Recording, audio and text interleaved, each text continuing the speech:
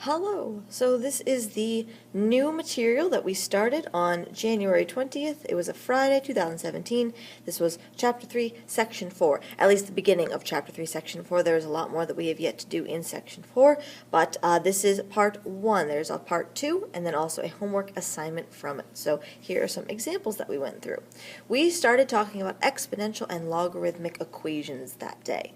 And here you see a lot of exponential equations. We're going to focus on the exponential ones first.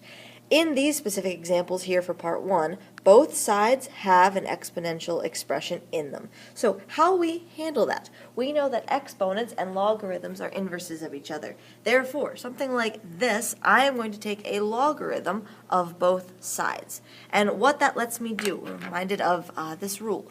If I have log base anything of something to an exponent, right up there, sorry, I can simplify that as log base b of x, and the exponent m is multiplied instead. It's not in the exponent anymore. With these exponential expressions, the variable is always going to be in the exponent, and if I take the logarithm of both sides, I can use this rule, and it will eventually let me get the exponent out of the denominator. So let's see what happens in this case. I can really take the logarithm of any base that I want. If I wanted to do the natural log of both sides, I could. If I wanted to do log base 200, I could. In this case, I want to do log base 6, because notice what happens if I do that. Log base 6, log base 6. Make sure you are writing it to the left. It has to be in front of the numbers there. With my exponents, this is rewritten now as x plus 1 multiplied by log base 6 of 36. And this, I have x plus 6 times log base 6 of 6. But here's the beautiful thing. I can actually simplify both of these logarithms pretty much in my head. So here we go. I'm thinking 6 to some exponent gives me 36. I know that that is 2. And I am thinking 6 to some exponent gives me 6. Well, that's just 1. When I distribute over here, I get 2x plus 2 equals, I don't really need to distribute the 1 because it's just 1. I get x plus 6. When I subtract that x, subtract that 2, I get that x equals 4. And that is my final answer. So in that one it worked out well because they both had a common exponential base. If I use log base 6, it worked out really well. Let's do another one.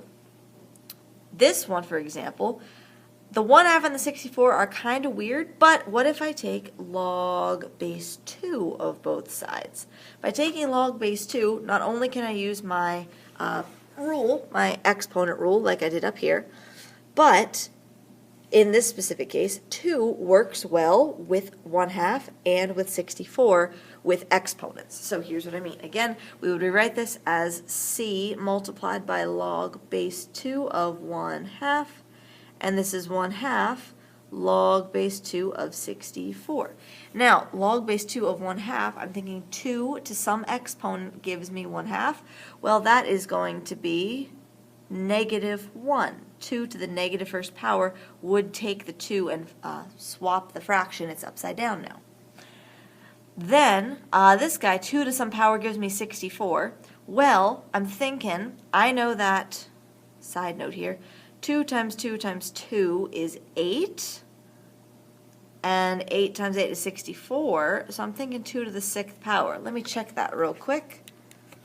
2 to the 6th power.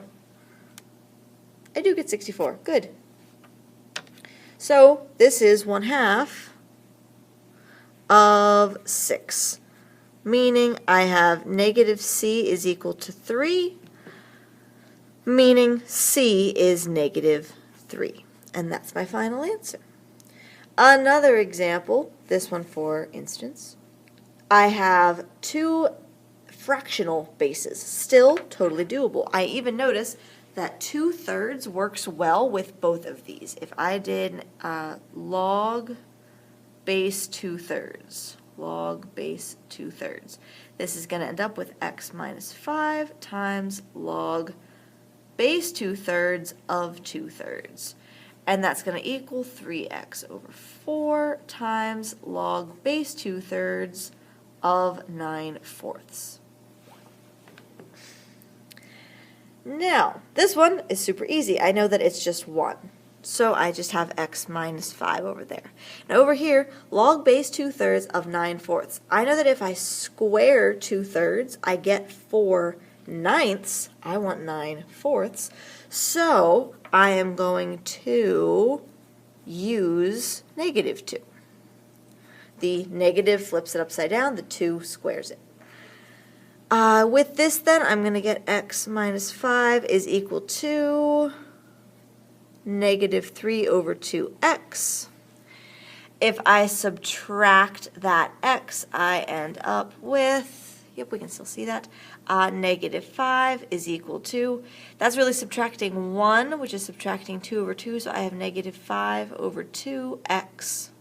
When I multiply both sides by -2/5, -2/5 to clear out those fractions, I am going to get +2 is my x value for that one. And then my last example, these were all nice because they all had bases that worked together. These were fractions, but they still worked together. The 1/2 and 64 might not have been as obvious, but I was still able to use them, both using a 2. And the 6 and 36 was probably the more obvious one, since I could use a base of 6 in both of those. But then we come to something like this example, where I have a 4 and a 3, and nothing I can possibly think of is going to give me a, when I multiply it with an exponent, it's going to give me, familiar sound. There we go.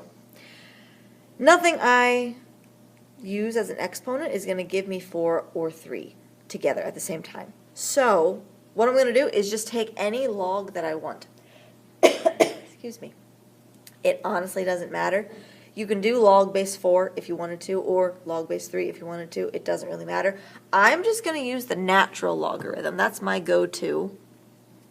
Just because it's on my calculator already, I don't need to use the base change formula. The exponent rule still works. So I have 3x minus 1 times the natural log of 4 equals 2 minus x times the natural log of 3. I am trying to get the x's alone, meaning I need to distribute this ln of 4 and this ln of 3.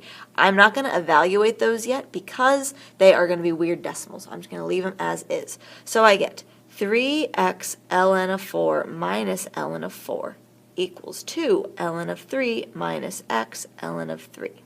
I am going to this one, add the ln 4 to the other side and add the x ln 3 to both sides. So that's going to cancel these guys and cancel these guys. I am left with 3x ln 4 plus x ln 3 equals 2 ln 3 plus ln 4. And then over here, I'm going to factor out the x. I'm left with 3 ln 4 plus ln 3. Running out of space. And then last step, I'm going to divide both sides by this whole phrase right here. 3 ln 4 plus ln 3. 3 ln 4 plus ln 3. So my x value in the end, I'm going to go to my calculator because this is going to be a funky decimal.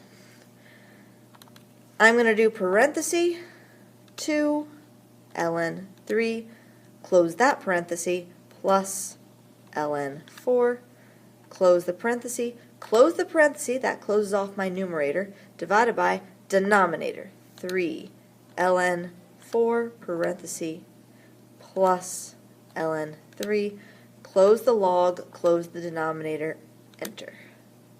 And I get a very nice 0.682, roughly. And that is my final answer. So there are a couple examples with logarithms and how we use those to solve exponential functions. There we go. Stay tuned for part 2. We're going to do a couple more examples with equations like this.